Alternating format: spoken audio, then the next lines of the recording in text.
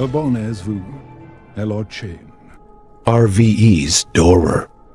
Et laze unlike, Aidas la chain, said Eva Labber. Le démon de Cray, en 1988, dans le petit et paisible village de Saint-Michel, au cœur de la France, les étés étaient chauds et les après-midi semblaient durer une éternité. Pour Étienne Beaumont et ses amis, c'était le dernier été d'innocence avant que tout ne change. Les vacances scolaires étaient toujours remplies de jeux dans les rues pavées, d'explorations dans les champs voisins, et bien sûr, des figures dessinées à la craie sur le sol de pierre des places, créant leurs propres aventures imaginaires. Le groupe était composé de 5 amis inséparables. Étienne, le leader timide et observateur, Juliette, la fille au sourire facile et au courage inébranlable, Louis, le farceur toujours prêt à faire des blagues, Claire, la plus réservée mais dotée d'une curiosité dangereuse, et Arnaud, le benjamin qui les suivait comme une ombre. Un jour, sans raison apparente, un homme mystérieux apparut sur la place principale, observant les enfants, tandis qu'il dessinait des bonshommes de craie sur le sol. Il portait des vêtements anciens, d'apparence presque fantomatique, et son regard distant perturbait Étienne. L'homme ne fit qu'un signe de la main avant de disparaître, laissant Étienne incapable d'avertir ses amis. À partir de ce moment, les choses commencèrent à changer. Les bonshommes de craie, qui faisaient autrefois partie de leur jeu, commencèrent à apparaître sans que personne du groupe ne les dessine. Dans un premier temps, ils pensèrent qu'il ne s'agissait que d'une coïncidence, ou peut-être d'une farce d'un voisin. Mais les dessins devenaient de plus en plus étranges. Des figures de corps squelettiques, les bras tendus, pointant toujours vers un endroit différent du village. Au début, le groupe décida de suivre ces figures par curiosité, ce qui les mena à des ruelles inconnues et à des ruines abandonnées aux alentours de Saint-Michel. Un après-midi, alors qu'ils suivaient un autre ensemble de figures de craie, ils arrivèrent à un vieux bois à proximité de la ville. Au cœur du bois, dans une clairière cachée par des arbres denses, ils trouvèrent quelque chose qu'ils n'oublieraient jamais. Le corps d'une jeune femme, partiellement enterrée sous des feuilles sèches, avec des marques étranges sur sa peau. À côté d'elle, un dernier dessin à la craie, comme si l'assassin lui-même avait signé son œuvre macabre. La découverte fut choquante. La police locale tenta d'étouffer l'affaire, affirmant que le corps était là depuis des mois et qu'il ne s'agissait que d'une question de temps avant que quelqu'un ne le trouve. Mais les amis savaient que ce n'était pas simplement une coïncidence. Les figures de craie étaient plus qu'un jeu d'enfant. Quelque chose de sombre se cachait dans les secrets de Saint-Michel. Et désormais, ils étaient impliqués jusqu'au cou. Les mois suivants furent empreints de tension. Le village, autrefois calme, fut envahi par la peur et la méfiance. Les amis, auparavant si unis, commencèrent à s'éloigner. Juliette dut déménager avec sa famille dans une ville plus grande. Louis cessa de sortir de chez lui, hanté par des cauchemars. Claire disparut mystérieusement une nuit, laissant Étienne et Arnaud seuls pour faire face aux questions sans réponse qui planaient au-dessus de tous. 30 ans plus tard, Étienne, maintenant dans la quarantaine, retourna à Saint-Michel. Il était devenu un homme solitaire, sans grands liens familiaux ou amicaux. La ville avait éloigné, mais quelque chose le poussait à revenir. En arrivant dans le vieux village, il trouva tout presque comme avant.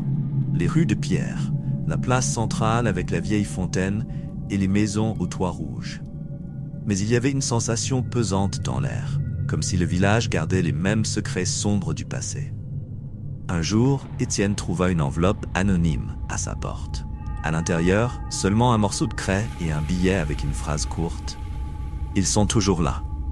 Son cœur s'accéléra. Que signifiait cela? Les mystères du passé revenaient-ils pour le hanter? Avec l'esprit troublé et des souvenirs d'enfance refaisant surface, Étienne commença à remarquer que les figures de craie étaient réapparues.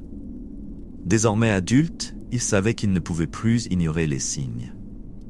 Déterminé à comprendre ce qui s'était réellement passé cet été lointain, il commença à enquêter dans les anciens fichiers de la police, visitant les lieux oubliés et essayant de retrouver Claire, la seule personne qui pouvait encore avoir des réponses. À mesure qu'Étienne replonge dans les mystères du village, il découvre que Saint-Michel cache plus de secrets qu'il ne l'imaginait. La disparition de Claire, la mort de la jeune femme dans le bois, et même l'homme mystérieux de la place, tout était connecté. Et tandis que les figures de craie continuaient à apparaître, Étienne réalisa que peut-être le danger n'était jamais vraiment parti. Quelque chose, ou quelqu'un, observait, attendant.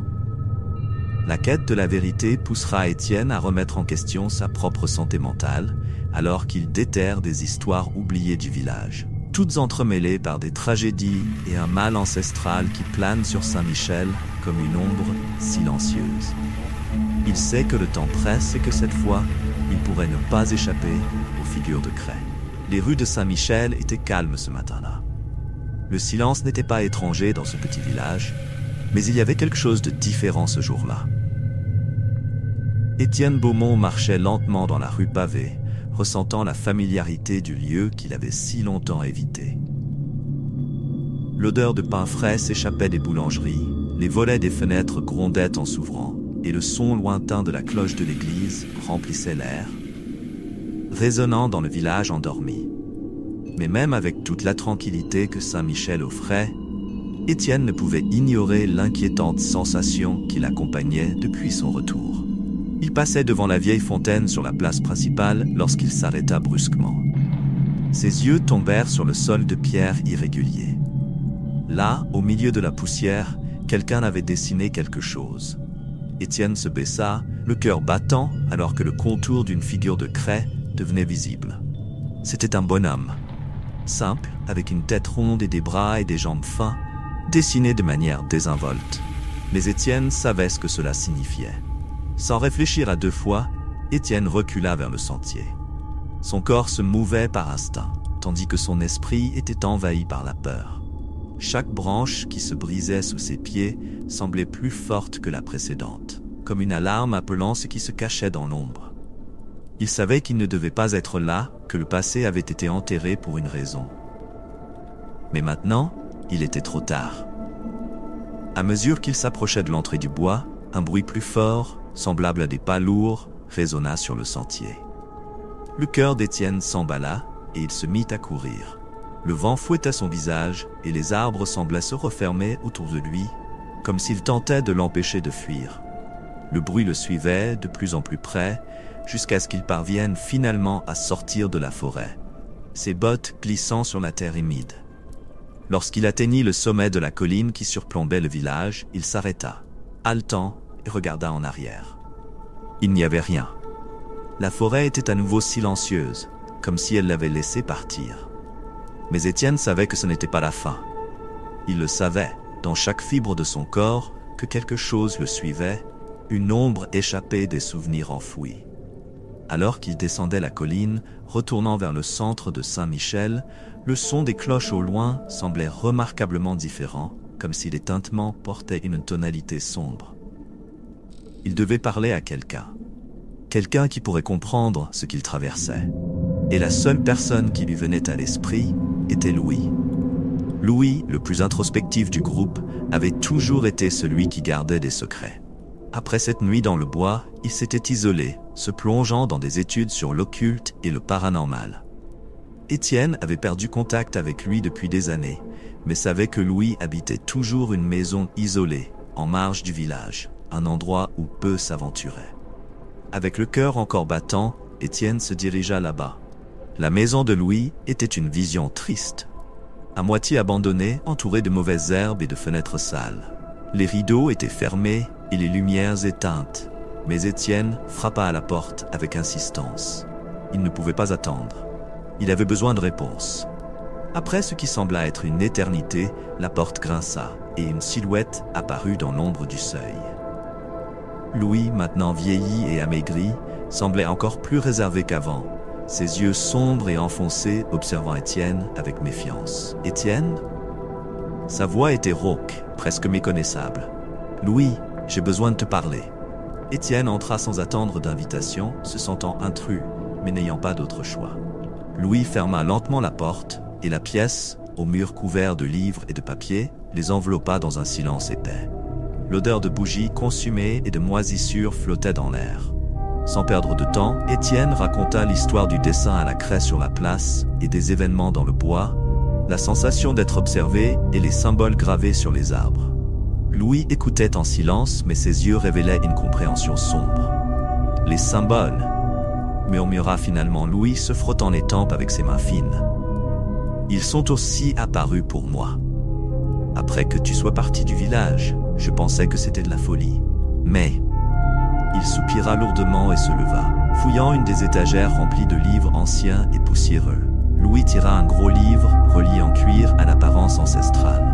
Il ouvrit sur des pages jaunies, révélant des symboles similaires à ceux qu'Étienne avait vus dans le bois.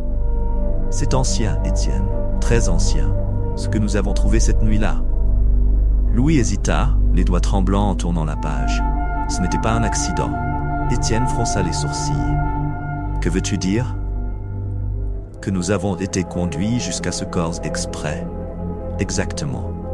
Quelqu'un, ou quelque chose, voulait que nous trouvions cela. Et il est clair que ce n'est pas fini. Louis ferma le livre avec un bruit sourd. Ce que nous avons commencé il y a 30 ans est encore vivant. Et maintenant, cela revient pour nous hanter. Les mots de Louis tombèrent lourdement dans l'air, comme une cloche qui venait de sonner. Étienne sentit un frisson parcourir son échine. Ce n'était pas seulement la tragédie d'une fille morte qui les hantait, mais quelque chose de bien plus profond, de bien plus maléfique. « Mais qui pourrait vouloir cela ?» demanda Étienne, son esprit luttant pour relier les pièces. « Je ne sais pas, mais quiconque c'était, n'agissait pas seul. » Louis jeta un coup d'œil par la fenêtre couverte de poussière. « Il y a des forces en jeu ici que nous comprenons à peine. J'ai essayé de rechercher, de comprendre ce que signifient ces symboles. Mais tout mène à des rituels anciens, à des cultes oubliés. Nous sommes confrontés à quelque chose qui dépasse notre compréhension. » La peur d'Étienne se mêla à un sentiment de désespoir. Il avait espéré que Louis aurait les réponses, mais tout ce qu'il trouva était d'autres questions. Alors que faisons-nous ? Restons-nous là à attendre que quelque chose nous prenne ? Louis se leva, ses mouvements tendus, comme s'il tentait de maîtriser une panique croissante. « Nous avons besoin de plus d'informations. J'ai conservé tout ce que j'ai pu découvrir, mais cela ne fera qu'empirer. Si les dessins de craie sont revenus, cela signifie que nous sommes à nouveau observés. » Étienne acquiesça, mais son esprit était en ébullition. Il ne savait pas ce qu'il attendait, mais il sentait que le temps était compté. Louis commença à fouiller les papiers éparpillés sur la table, fébrile, à la recherche de quelque chose de spécifique. Les yeux d'Étienne suivaient les mouvements rapides de son ancien ami, tandis que son esprit tentait de traiter tout ce qu'il avait entendu. Il pensait aux symboles, aux dessins de craie, à tout ce qu'il avait vu et vécu ces derniers jours. Et maintenant, il semblait que tout se reliait à un mystère bien plus grand et bien plus sombre qu'il ne pouvait l'imaginer. Enfin, Louis trouva ce qu'il cherchait. C'était une feuille jaunie par le temps, avec des gribouillis et des annotations qu'Étienne ne parvint pas à comprendre au premier coup d'œil.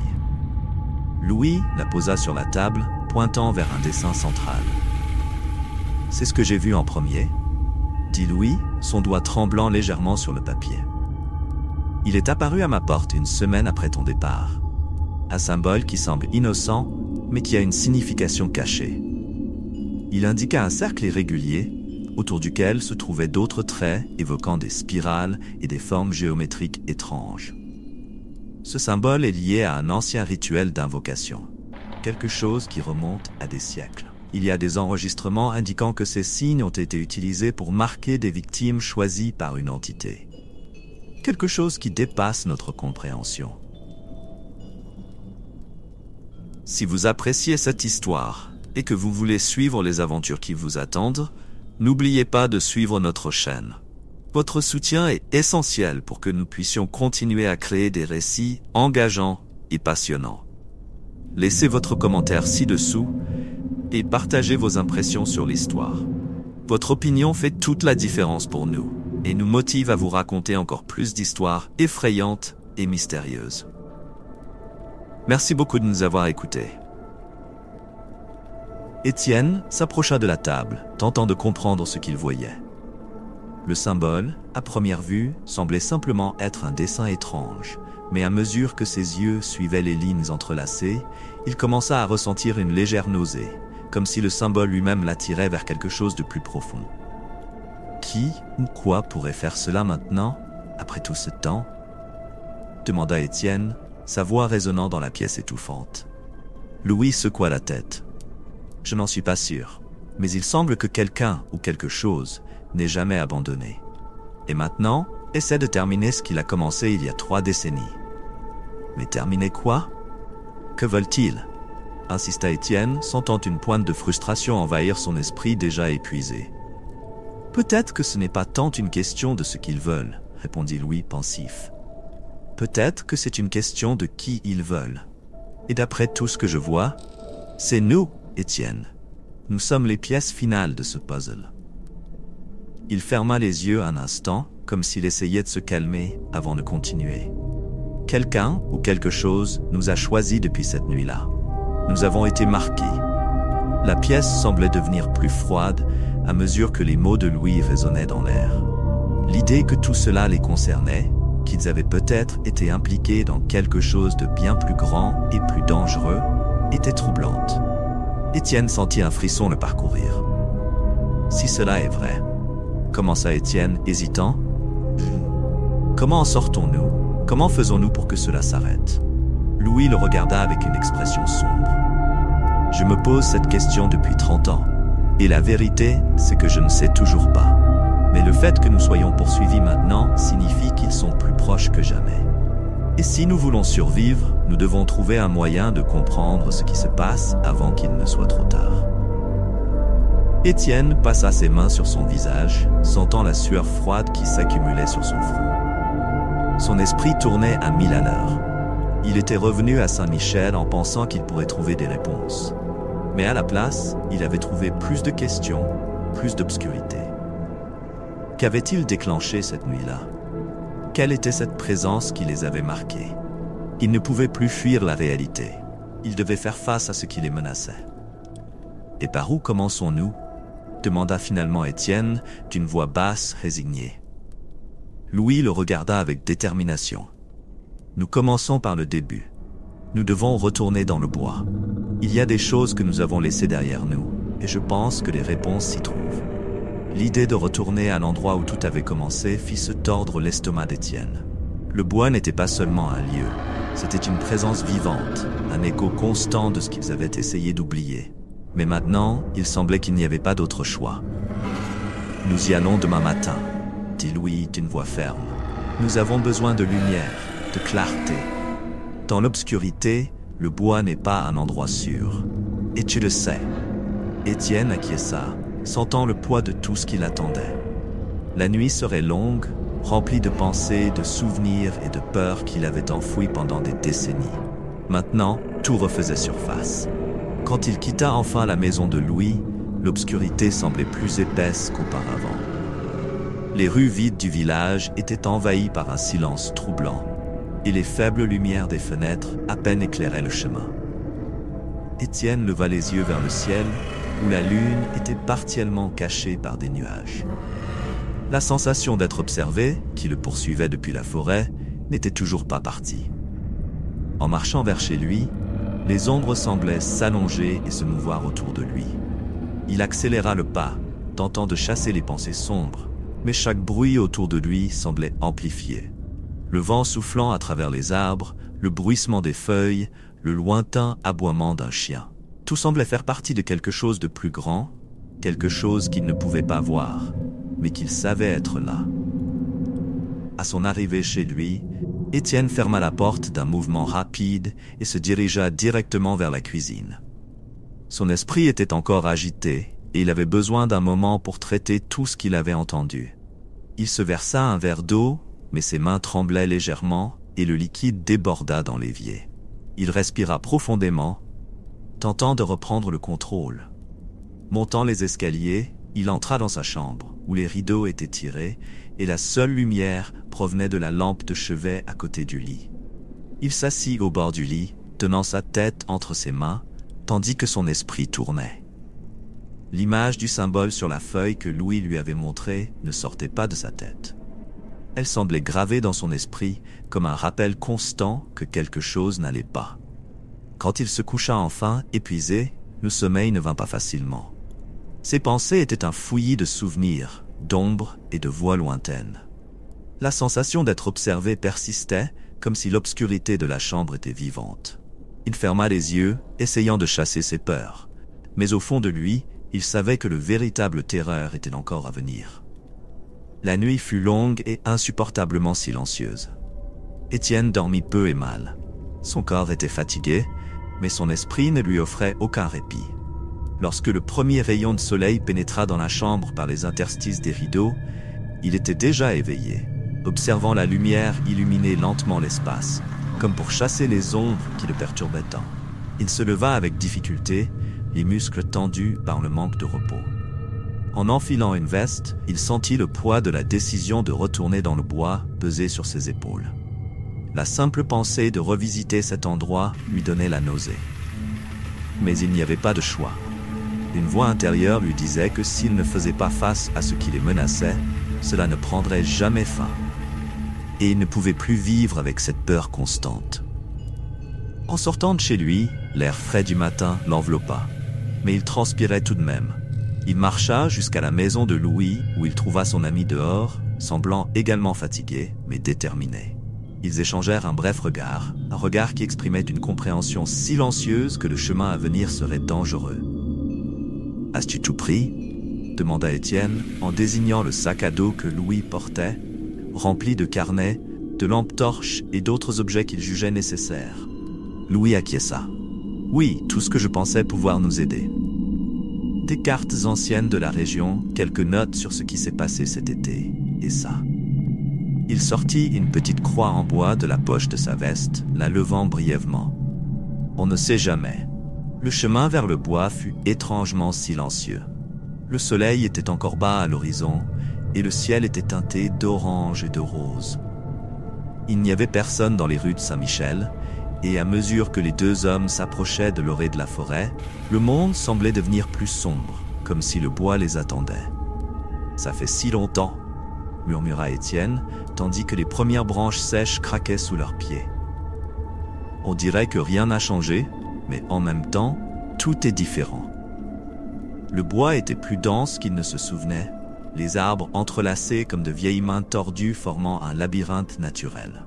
La lumière du soleil peinait à percer la canopée, laissant le sol enveloppé d'une pénombre presque onirique. Le silence était perturbant, brisé seulement par le son de leurs pas et la respiration haletante de Louis. À un certain moment, ils s'arrêtèrent devant une clairière. L'endroit où, tant d'années auparavant, l'événement qui allait changer leur vie avait eu lieu. Les arbres autour semblaient se pencher vers la clairière, comme s'ils protégeaient cet espace. Louis soupira profondément, les yeux fixés sur le centre de la clairière, où le sol semblait plus sombre, comme si quelque chose avait été brûlé là depuis longtemps. « C'est ici », dit-il d'une voix basse, presque en chuchotant. « C'est là où tout a commencé. » Étienne ressentit un frisson. Être de retour à cet endroit ravivait un flot de souvenirs, tous douloureux et emplis d'une obscurité qu'il avait essayé d'oublier pendant des décennies. Il ne voulait pas se rappeler, mais les souvenirs revenaient malgré lui, comme des fantômes émergeant de la terre. Louis s'agenouilla, sortant de son sac une petite lampe de poche et l'un des carnets qu'il avait apportés. Il feuilleta les pages jusqu'à trouver ce qu'il cherchait, pointant un dessin familier. C'était le même symbole qu'il avait montré la nuit précédente, maintenant plus détaillé. « Ici », dit-il en posant le carnet sur le sol. « C'est le symbole. Et c'est ici que nous l'avons trouvé pour la première fois, dessiné sur le sol avec des morceaux de charbon. Mais ce que nous ne savions pas, c'est qu'il faisait partie de quelque chose de bien plus grand. Ce n'était pas juste un jeu d'enfant. C'était un rituel. » Étienne regarda le symbole, essayant d'éviter la sensation de vertige qui l'assaillait chaque fois qu'il se concentrait sur les lignes entrelacées. Il s'agenouilla aux côtés de Louis, observant les détails du carnet et la clairière, comme s'il tentait d'établir une connexion entre le passé et le présent. « Mais pourquoi nous ?» demanda enfin Étienne, sa voix pleine de frustration. « Pourquoi avons-nous été choisis? Louis prit une profonde inspiration et ferma le carnet. Je pense que nous n'avons pas été choisis. Nous étions au mauvais endroit, au mauvais moment. Et maintenant, nous sommes piégés là-dedans. Tout à coup, un bruit sourd résonna dans la clairière. Les deux hommes se retournèrent rapidement, les yeux écarquillés. C'était un bruit étrange, un bruissement dans les arbres, comme si quelque chose se déplaçait parmi les feuilles. Étienne se leva immédiatement, les muscles tendus, tandis que ses yeux scrutaient la ligne des arbres. Qu'est-ce que c'était? Chuchota Étienne, sentant son cœur s'accélérer. Louis se leva aussi, la main serrant la lampe comme s'il s'agissait d'une arme. Je ne sais pas, mais nous ne sommes pas seuls ici. Le silence qui suivit était suffocant. Étienne entendait son propre cœur battre dans ses oreilles, tandis que ses yeux essayaient de s'adapter à la pénombre croissante qui les entourait. Quelque chose se déplaçait définitivement dans l'ombre, mais il était impossible de dire quoi ou qui. Soudain, un bruit sec provint derrière eux, et tous deux se retournèrent brusquement. Un arbre au loin se balançait légèrement comme si quelque chose venait de passer à travers. « Sortons d'ici », dit Étienne, la voix tendue. Louis acquiesça, mais avant qu'il n'ait pu faire plus de 2 pas, le bruit revint, cette fois plus près, comme un murmure dans les feuilles. Étienne sentit sa colonne vertébrale se figer, et pendant un instant, il crut que son cœur allait s'arrêter. Il ne savait pas ce que c'était, mais la sensation d'être observé, d'être à la merci de quelque chose d'invisible, était écrasante. « Dépêche-toi, Louis !» Il tira son ami par le bras, et tous deux commencèrent à marcher rapidement sur le chemin qu'ils avaient suivi. Le bois autour d'eux semblait se refermer à chaque pas, les arbres devenant de plus en plus grands et sombres, comme s'ils étaient engloutis par la forêt elle-même. Mais le bruit continuait, de plus en plus proche.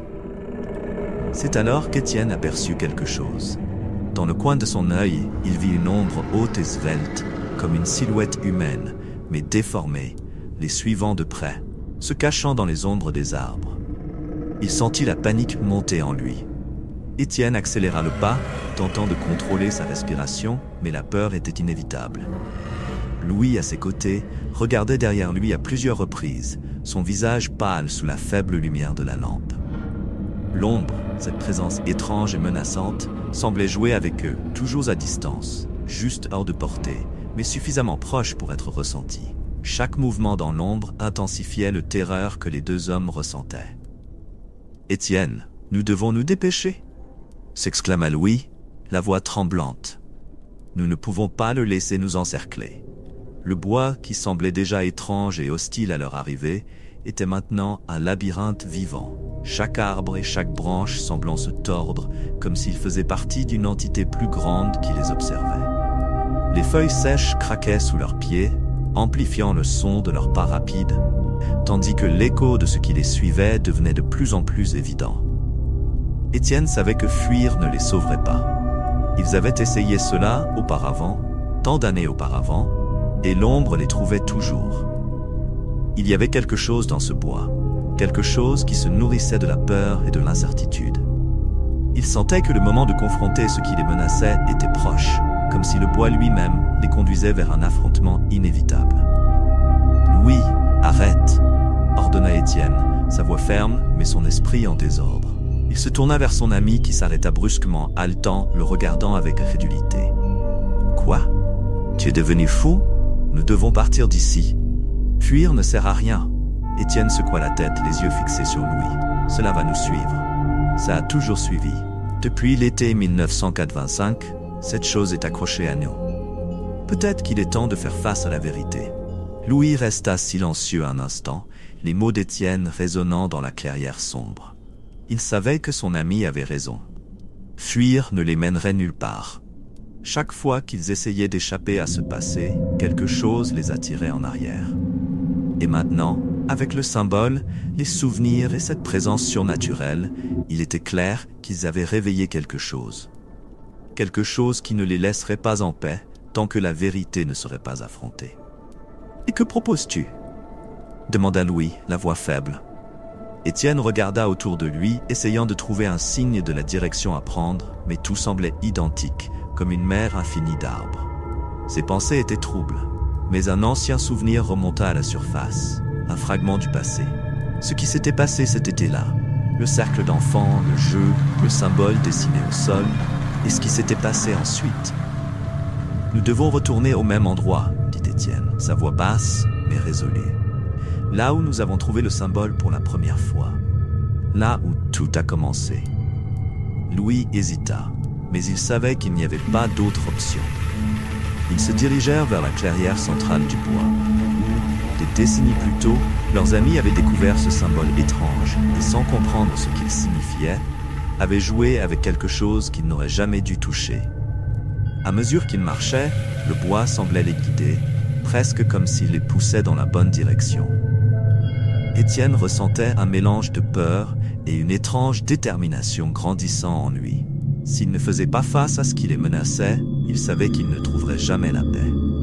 En arrivant à la clairière, l'air semblait plus lourd, presque étouffant. La lumière du jour avait diminué et les ombres s'allongeaient, recouvrant le sol d'une obscurité froide. Au centre, le symbole était toujours là, marqué au sol par des traits profonds et vieillissants, mais indéniablement intact. Louis prit une profonde inspiration, s'agenouillant devant le symbole. « Et maintenant ?» demanda-t-il, sa voix presque un murmure. « Que faisons-nous » Étienne n'avait pas de réponse claire. Son esprit était confus, les souvenirs de cet été revenaient en morceaux, mais une chose était sûre, ils avaient touché à quelque chose qui ne devait pas être touché, et cela les suivait depuis. Il s'agenouilla à côté de Louis, observant le symbole, essayant de se souvenir des détails qu'ils avaient oubliés. « C'est ici que tout a commencé », murmura Étienne. « Et c'est ici que cela se termine. » Louis le regarda avec un mélange de peur et d'espoir. « Mais comment met-on fin à cela ?» Avant qu'Étienne puisse répondre, l'air autour de la clairière commença à changer. La température chuta brusquement et le vent cessa de souffler. Le silence était si profond qu'il en devenait presque palpable. Étienne sentit un frisson parcourir sa colonne vertébrale alors que la sensation d'être observé s'intensifiait. « Il est ici ?» murmura Louis, les yeux écarquillés, regardant quelque chose dans les arbres autour. Une figure émergea des ombres, haute et indistincte, comme une tache dans la réalité. Elle n'avait pas de visage, pas de forme définie, mais l'obscurité qui l'entourait semblait vivante. Elle avançait lentement vers eux, et chaque pas faisait vibrer l'air autour d'une énergie dense et suffocante. Étienne sentit sa gorge se dessécher, la peur le paralysant un instant. Mais alors, il se souvint. Il se souvint des mots prononcés cet été-là, une sorte de serment enfantin, inconscient du pouvoir qu'ils évoquaient. C'était un jeu à l'époque, mais maintenant, cela semblait bien plus que cela. « Louis, les mots, dit Étienne, la voix hésitante. Nous devons prononcer les mots. » Louis regarda Étienne, confus un instant, mais ses yeux s'agrandirent soudain d'une compréhension. Il commença à murmurer les mots anciens, ceux qu'ils avaient prononcés tant d'années auparavant, dans un acte irréfléchi. Étienne le rejoignit, leur voix se mêlant alors qu'il répétait le serment. La figure s'arrêta, comme si elle écoutait. L'air autour d'eux commença à vibrer différemment, comme si quelque chose était en train d'être libéré. Étienne sentit une pression dans sa poitrine, mais continua, sans qu'ils étaient proches de quelque chose, d'une conclusion, d'un affrontement final. La figure hésita, sa forme commençant à se déformer, comme si elle était forcée de reculer. L'obscurité qui l'entourait semblait se dissoudre dans l'air, et alors, avec un dernier frisson, elle disparut, ne laissant que le doux son des arbres se balançant au vent. Louis tomba à genoux, haletant. « Ça a marché ?» demanda-t-il, la voix presque un gémissement. Étienne ne répondit pas immédiatement. Il regarda l'endroit où la figure avait été, ressentant un soulagement timide, mais incertain. L'ombre avait disparu, mais il savait que ce qu'ils avaient affronté n'était qu'une partie de quelque chose de plus grand. « Je ne sais pas, » dit-il enfin, d'une voix basse. « Mais pour l'instant, je pense que c'est fini. » Louis acquiesça, son corps tremblant d'épuisement. Les deux restèrent silencieux, laissant le bois respirer à nouveau autour d'eux. Mais au fond, Étienne savait que ce chapitre de leur vie n'était pas complètement clos. Alors que Louis et Étienne demeuraient à genoux sur le sol de la clairière, le silence qui les entourait semblait plus profond que jamais. Le vent s'était arrêté. Les arbres autour étaient immobiles, comme si le bois retenait son souffle. Le soulagement qu'il ressentait était fragile, comme une surface de verre prête à se briser. « Est-ce que... » commença Louis, mais il s'interrompit, sa voix défaillante, n'osant pas achever la question. Étienne regarda autour de lui, attentif, attendant un signe que quelque chose les guettait encore dans l'ombre. Tout semblait trop calme, mais la peur instinctive qui l'accompagnait depuis tant d'années était toujours là, pulsant sous la surface. « Je ne sais pas, Louis, mais nous ne pouvons pas nous fier à cela. » Étienne se leva lentement, tendant la main pour aider son ami à se relever. « Nous devons partir d'ici. » Louis prit la main de son ami, mais alors qu'il tentait de se relever, un craquement sec résonna sous leurs pieds. Au début, ils pensèrent que c'était une branche qui se brisait, mais le son s'intensifia, comme si le sol lui-même était en train de céder. Étienne, le sol. Avant qu'Étienne puisse réagir, la terre sous leurs pieds commença à trembler. La clairière, qui avait été un témoin silencieux de l'horreur qu'ils avaient vécue, semblait maintenant prendre vie. Le sol céda, se fissurant en un cercle autour du symbole, révélant un trou noir qui engloutissait la lumière. « Cours !» cria Étienne, tirant Louis avec force. Mais il était déjà trop tard. Le sol autour du symbole s'ouvrit complètement et une force invisible aspirait tout à l'intérieur. Les deux amis furent projetés en arrière, tombant au sol alors que l'obscurité du trou commençait à grandir, s'étendant comme un vortex. Une ombre dense et pulsante émergea du trou, mais cette fois-ci, elle n'était pas indistincte. Elle prit forme, non pas celle d'un monstre ou d'une entité surnaturelle, mais quelque chose de beaucoup plus familier. Un visage connu. « Vincent !» murmura Louis, incapable de croire ce qu'il voyait. L'ombre prenait la forme de Vincent, l'ami qu'ils avaient perdu ce jour fatidique en 1985. Mais il y avait quelque chose qui clochait. Le visage de Vincent, déformé par la douleur, semblait lutter pour se libérer de l'obscurité qui l'entourait. « Il n'est jamais parti, Louis », murmura Étienne, sentant l'horreur grandir en lui. Il était là tout le temps. L'ombre de Vincent étendit une main, comme si elle implorait de l'aide, mais le vortex continuait à le tirer en arrière. Louis, poussé par la culpabilité et le désespoir, fit un pas en avant. « Vincent, je suis désolé !» il cria, les yeux pleins de larmes.